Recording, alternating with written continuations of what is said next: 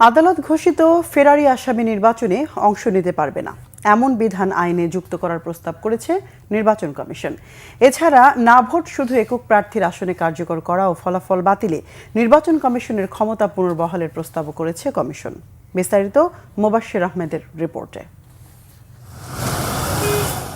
ফেরারি আসামিকে নির্বাচনে অযোগ্য রাখার বিধান আরপিওতে সংযোজনের সুপারিশ ছিল নির্বাচন সংস্কার কমিশনের। তবে সংস্কার কমিশনের সেই প্রস্তাবের সাথে প্রথমে দ্বিমত করলেও মঙ্গলবার তা চূড়ান্ত করার প্রস্তাব আইন মন্ত্রণালয়ে পাঠিয়েছে নির্বাচন কমিশন।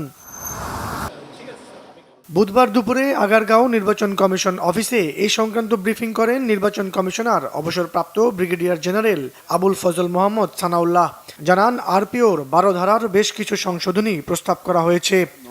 আরপিওতেই একটা প্রভিশন দেওয়া আছে 12 ধারার মধ্যে যে কারা কারা অযোগ্য হবেন। তার মধ্যে একটা হচ্ছে তিনি যদি কোনো আদালত দ্বারা কনভিক্টেড হন,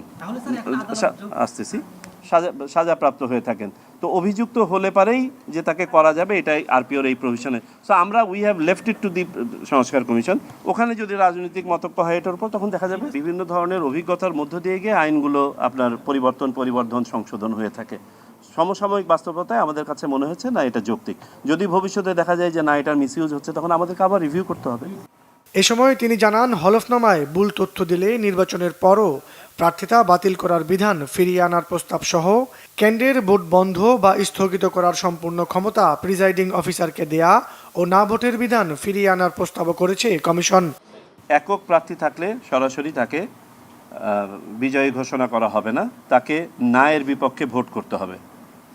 এবং দ্বিতীয়বারও যদি গিয়ে দেখা যায় তফসিল করে নতুনভাবে ঘোষণা করার পরে আবারও একই প্রার্থী হচ্ছে, তখন আর না ভোট হবে না। কিন্তু একবার অন্ততপক্ষে না ভোটের সাথে সিঙ্গেল প্রার্থীকে করতে হবে, কন্টেস্ট করতে হবে। এবং সেই ইয়েতে যদি যিনি ব্যক্তি প্রার্থী তিনি নায়ের চেয়ে বেশি ভোট পেয়ে যান, তাহলে তো নির্বাচিত হয়ে গেলেন।